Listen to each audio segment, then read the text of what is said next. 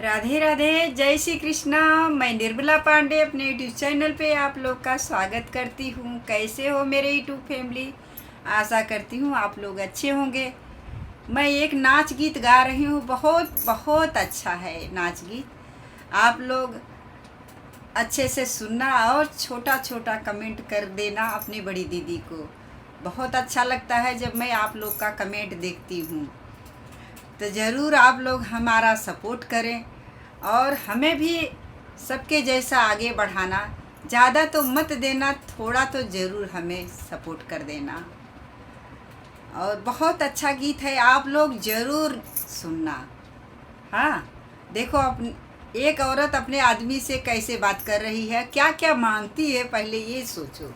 ये लाइन में क्या क्या है गाना में, आप लोग सुने और फिर कमेंट में लिख के बताएं। चलो मैं सुनाती हूँ। सुरियामा बाजार मजेदार हो,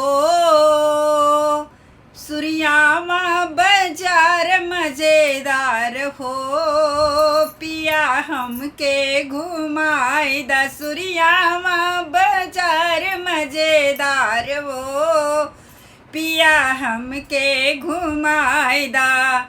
हमके घुमाई द राजा, हमके घुमाई द, हमके घुमाई द राजा, हमके घुमाई द। सुरियामा बाजार मजेदार हो, पिया हमके घुमाई द।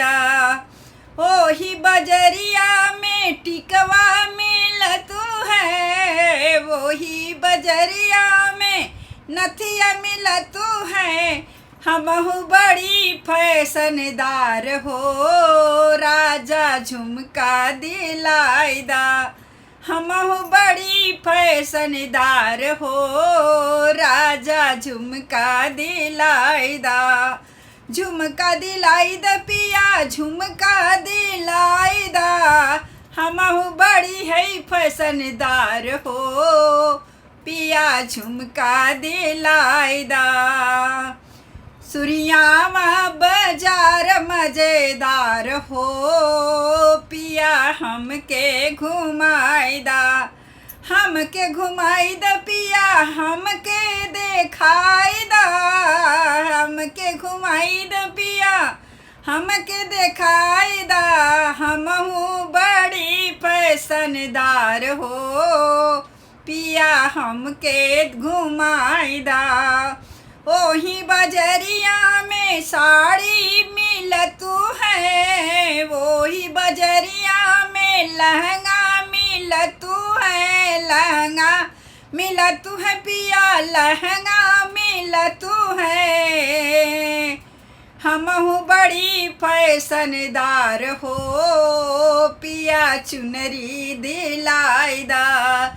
हमहु बड़ी फैशनदार हो, राजा चुनरी दिलाई दा। चुनरी दिलाई द पिया, चुनरी दिलाई दा। हमहु बड़ी फैशनदार हो, राजा चुनरी दिलाई दा। सुरियामा बाजार मजेदार हो, पिया हमका घुमाई दा।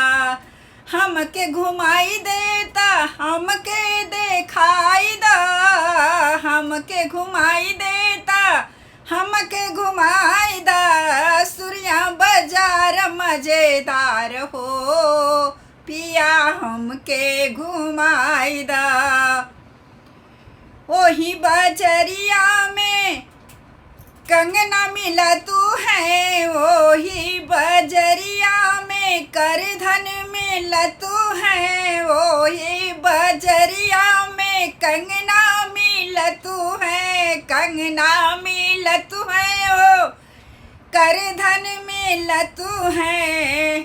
हमहु बड़ी फैशनदार हो, पिया पायल दिलाई दा।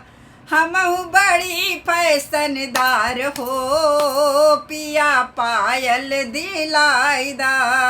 सुरियामा बाजार मजेदार हो, राजा हमके घुमाई दा।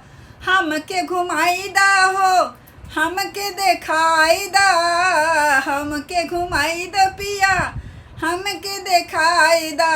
हमहू बड़ी फैशनदार हो, राजा हमके घुमाई दा।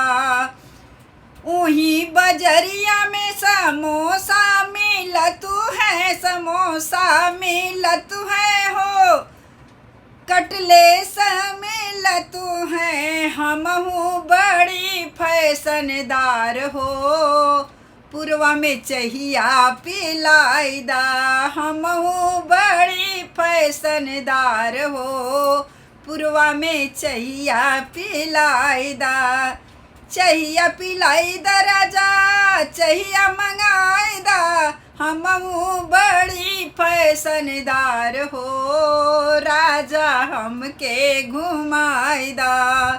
सुरिया बाजार मजेदार हो, पिया हमके घुमाई दा।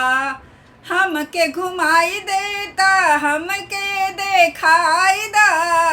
हमहू बड़ी फैशनदार हो, राजा हमके घुमाई दा। अच्छा लगे तो ज़रूर बताइएगा मेरा नाच गीत कैसा लगा।